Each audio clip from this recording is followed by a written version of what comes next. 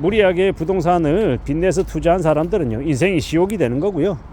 빚도 없고, 그리고 부동산도 없는 사람들은요, 강 건너 불구경하는 게 세상 이치더라는 겁니다.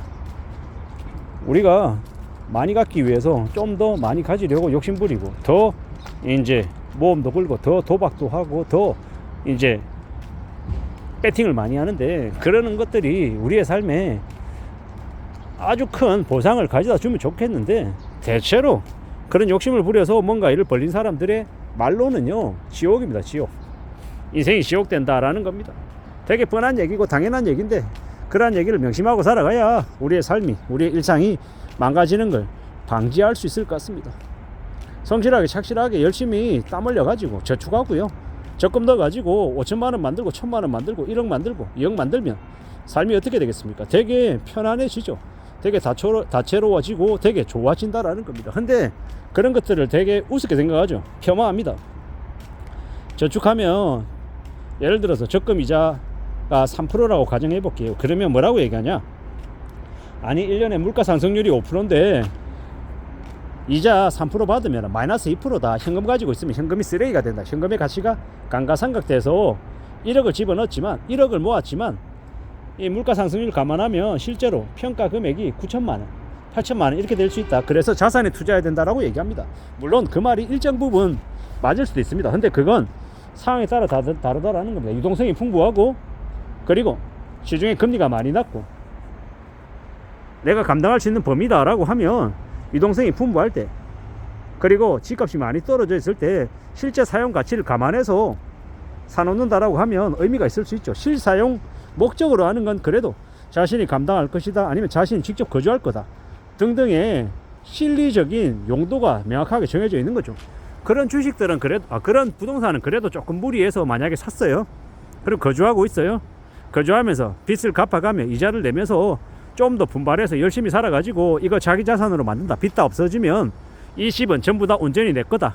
이렇게 생각하고 살아가는 사람들은요, 그 집을 사기 위해서 빚을 낸 게 현명한 빚이죠. 좋은 빚입니다. 그리고 그 빚 때문에 좀 더 자극을 받아서 더 열심히 살고 더 땀 흘려서 더 고군분투해서 빚을 없애고 완전히 순수하게 자기 자산으로 100% 만들면 되게 좋은 모습이죠. 근데 그게 아니라 투자 목적으로 좀 더 돈을 더 많이 벌 목적으로 무리하게 집을 산다. 예를 들어서 잠실주공 5단지가 만약에 20억이라고 가정해 볼게요. 근데 전세가 만약에 5억이에요. 그러면 20억 대출 받아 가지고 전세 끼고 사고 20억을 대출 받아서 만약에 집주인이 되다고 쳐볼게요. 그러면요, 20억에 대한 대출에 이자가 예를 들어 4%라고 하면 1년에 8천만 원이죠. 10년 버티면요 8억이 이자로 날아간다라고 봐야 되는 거죠. 이건 되게 보통의 사람들에게는 선택할 수 있는 선택지가 아니죠. 너무 무리한 거다라는 겁니다. 감당할 수 있다라고 하면 견딜 수 있고 기다릴 수 있고, 월세 줘서 뭐 이자 내고 또 남은 돈으로 원금도 갚고 이럴 수 있다, 이러면은 괜찮을 수 있습니다. 근데 이게 딱딱 계산기대로 뭐 10 플러스 10이 20 되는 것처럼 딱딱 떨어지는 게 아니더라는 겁니다. 중간에 공실 생길 수도 있고, 여러 가지 부가적인 비용이 발생할 수도 있고, 여러 가지 변수가 있을 수 있기 때문에 함부로 내 머리로 계산기 두드려 가지고 한 걸 다 맞다라고 생각하면 안 되겠다라는 겁니다.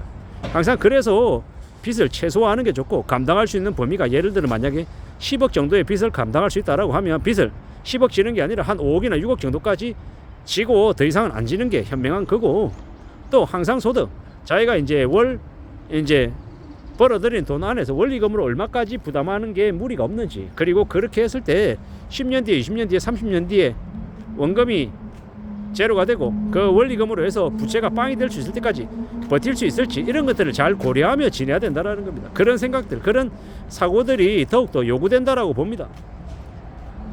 우리가 지금요, 집을 가지고 있지 않은 사람들, 무리한 빚을 지고 집을 사지 않은 사람들, 그런 사람들은 지금의 부동산 시장을 어떻게 봅니까? 집값이 너무 비싸, 좀 내려가면 좋겠어, 내려갈 때까지 기다렸다가 나중에 싸게 살래, 내 현금으로, 이렇게 생각하기도 하고, 어떤 사람들, 다주택자들은 지금 집값이 내려가지 않기를 바라고 있죠. 지금 감당하는 이자들도 되게 힘든데 집값까지 내려가면요, 나중에 원금의 일부를 상환해야 되는 압박에 놓이게 되면 되게 궁지로 내몰리기 때문에 집값이 안 내려가길 바랍니다. 근데 집값이 내려가길 바라든 올라가길 바라고 유지가 되길 바라든 간에 우리의 희망, 우리의 바램과 다르게 세상은 또 그들 나름대로의 패러다임에 따라 흘러가는 거죠. 이때까지 문재인 정부 때부터 해서 지난 정부까지 집값이 3배, 4배, 5배 올랐죠. 그런 말은 무슨 얘기입니까? 나중에 2분의 1토막, 3분의 1토막, 4분의 1토막도 날 수 있다는 이야기와 같은 의미다라고 저는 생각합니다. 가파르게 3배, 4배 올랐으면 그 오르기 전 가격으로 되돌아가려고 하는 게 일반적인 게 아닌가라는 생각을 하는 거죠. 올랐던 건 내려가고 내렸던 것도 올라가기 마련이다라고 보는 겁니다. 인생은 봄, 여름, 가을, 겨울처럼 순환이 된다고 생각하고요. 지금은 너무 높게 설정이 되어 있는 그 부동산 가격들이 내려갈 이제 시기에 국면에 젖어들었다라고 저는 생각하는 겁니다. 아무리 앞으로 부동산 정책을 많이 펼쳐도 집값이 지금보다 2배, 3배, 4배 올라갈 가능성은 적다. 그리고 집값이 내려갈 가능성이 크다라고 보는 겁니다. 그래서 지금 무리하게 빚을 지고 있는 사람들, 다주택자들은 되게 힘겨운 인생 지옥이 펼쳐지는 거고, 집이 없는 사람들, 빚도 없는 사람들, 그런 사람들은 지금 강 건너 불구경하고 있는 거다라는 겁니다. 기다리는 거죠. 어느 상황에 처해 있는 게 낫겠습니까? 저는 이제 계속 말씀드리지만 감당할 수 있는 범위 안에서 빚도 지고 운영도 하고 살아가는 게 제일 낫다라고 봅니다. 빚을 1도 안 지고 완전 100% 자기 돈으로만 움직인다, 뭐 이러는 것도 성향에 따라서는 그게 맞을 수도 있는데, 조금의 빚은, 적당한 빚은 우리에게 자극이 되고 또 분발할 수 있는 그런 모멘텀이 될 수도 있겠다라는 생각도 해봅니다. 그 어느 것이든 100% 정답은 없는 거고요. 70% 80%의 정답이라고 하면 그걸 믿고 자기의 삶의 수준에 따라서, 자신의 의지에 따라서 밀어붙이는 것들도 필요하다라고 봅니다. 우리가 살아가는 현실들, 우리가 살아가는 삶의 모습들, 여러 가지의 것을 잘 고려하고 잘 표현하며 지내는 게 제일 좋겠다라는 겁니다. 그 어느 것이든 간에 우리가 살아가는 지금의 현실 상황들을 무시하고 결정할 수는 없는 겁니다. 지금은 어떻습니까? 대출을 충분하게 해주는 시기가 아니라 대출을 최대한 줄여가는 분위기입니다. 가계대출이 너무 많기 때문에 그런 거죠. 앞으로 우리가 살아가는 현실들, 상황들이 우리에게 뭘 요구하겠습니까? 어떤 상황으로 끌고 가겠습니까? 과도한 빚이 그들의 인생을 잡아먹는 거고요. 현명하게 살고 여윳돈을 가지고 은행에 돈을 빌려준다. 그러면 은행으로부터 수익을 얻는 거죠. 주식을 사서 주주가 되어서 배당금을 받고, 채권을 사서 채권자가 돼서 채권 이자를 받는다. 이게 훨씬 더 좋은 모습이다라는 겁니다. 우리가 살아가는 지금의 시대, 지금의 현실 속에서 우리는 우리의 길을 찾아 나서는 게 제일 좋을 것 같습니다. 여행을 바라고 욕심을 부리고 함부로 빚을 우습게 생각하면 우습게 생각하는 그 빚 때문에 인생이 평생 지옥이 된다라는 걸 명심하고 살아가야 되겠습니다. 빚을 조심하자. 내 인생을 좀 더 적극적으로 좋게 만들기 위해서 저축하며 살자라고 이야기하고 싶습니다. 이상입니다.